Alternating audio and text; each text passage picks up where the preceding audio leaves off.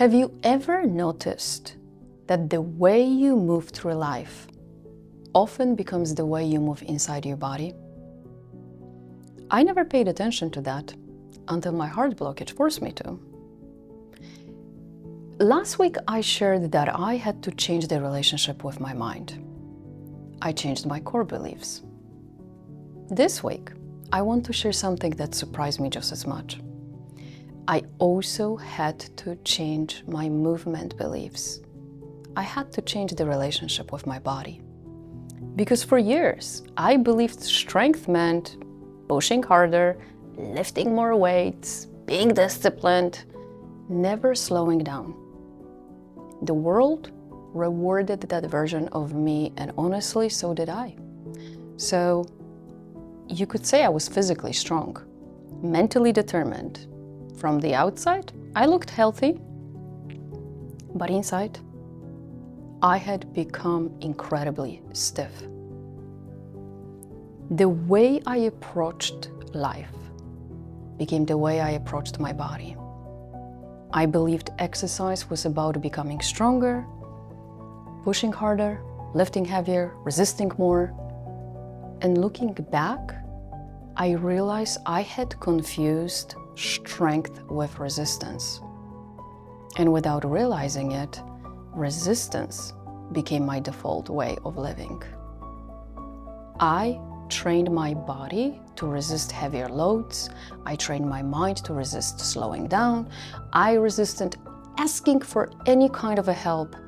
I resisted also emotions I didn't know how to process.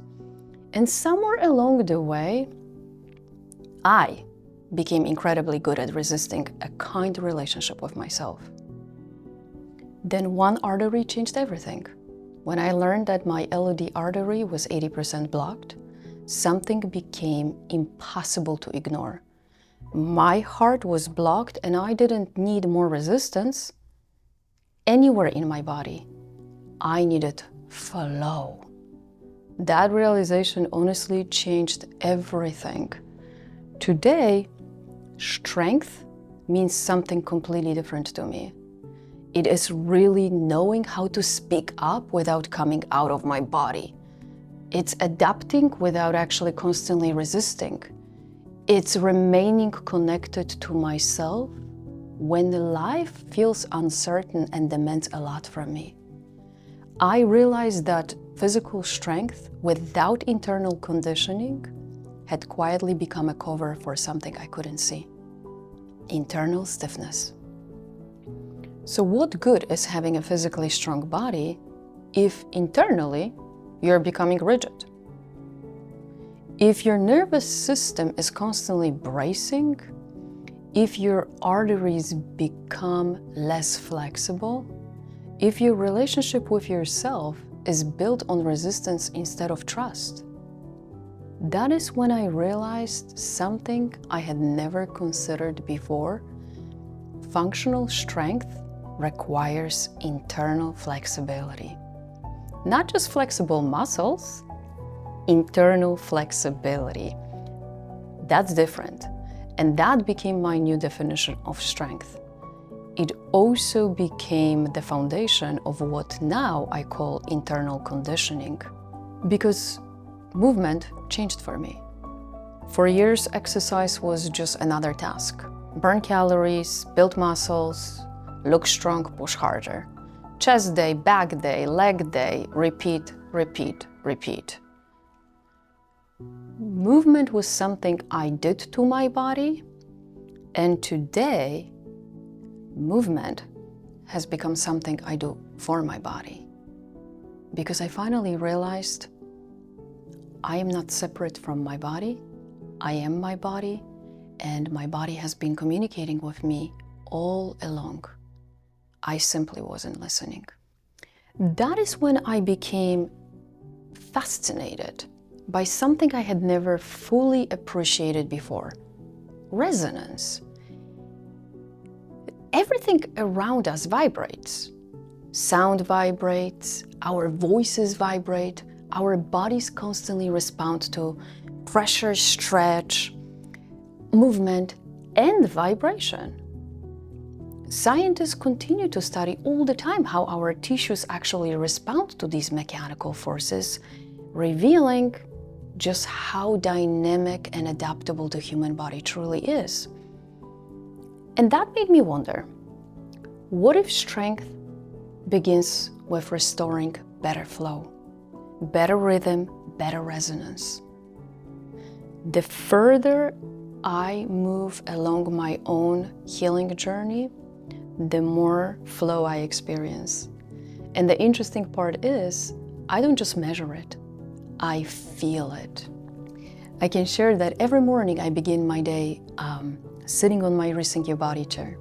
Not because I'm trying to escape anything, escaping stress, not because I'm trying to actually force myself to relax, but because sound vibration gives my body permission to stop fighting itself. The vibration travels through my spine. While I breathe, it quiets the constant conversation happening inside my body. And sometimes it feels as though my body remembers something that my mind had forgotten. The best way I can describe it is like it feels like my body comes back into conversation with itself. That's what internal alignment feels like to me. And that experience also changed how I looked at movement. I stopped asking, how much did I exercise today? And I started asking, what conversation did I have with myself? What conversation did I have with my body today? That question eventually brought me back to fascia. Because years ago, I was fortunate to study strength conditioning under Charles Poliquin, who introduced me to Anne and Chris Frederick. The path led me to become one of the first fascia stretch specialists in US, and I understood fascia professionally, but understanding it intellectually didn't mean I understood what my own body needed. I was physically flexible, yet internally, I was stiff. Today, I appreciate fascia in an entirely different way, not simply because it surrounds our muscles, but because it is one of the richest sensory systems in the human body. It is constantly communicating with our brain, helping us to sense where we are in space, how much tension we are carrying, whether we feel safe. Suddenly, movement wasn't just about muscles anymore. Movement became information for me. The realization completely changed how and the way I move. I became less interested in exercising harder and far more interested in moving better. Less interested in force, more interested in flow. Less interested in quantity and more interested in quality. Today, I believe the quality of our movement may be one of the greatest predictors of our longevity. The quality of our breath, the quality of our relationships. The relationships between muscles and fascia, the relationships between our nerves and blood vessels, the relationship between circulation and hydration, between our body and our mind. Because quality creates flow, and flow creates longevity. So looking back, I don't think my body needed harder workouts. It needed a different relationship. One that is built on awareness and internal action rather than achievement. Courageous curiosity, I would say, instead of judgment. Connection instead of resistance. Today, I can say that the strongest body isn't always the healthiest one. The healthiest body, I truly believe, is the one that can adapt, move with freedom, breathe with ease, contract and then release, create flow instead of constant tension. So before you leave today, I would like you to do something very simple, okay? Let's take off your shoes. It will be really something simple, but I think it will help you connect with what I was sharing with you. Just stand quietly. Feet on the ground. Feel your feet touching the ground.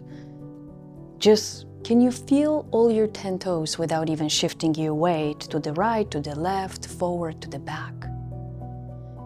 Take one slow breath, and even slower exhale. Notice your heartbeat. Notice your posture. Notice where you are holding tension. Don't change anything, just notice. And ask yourself 2 questions.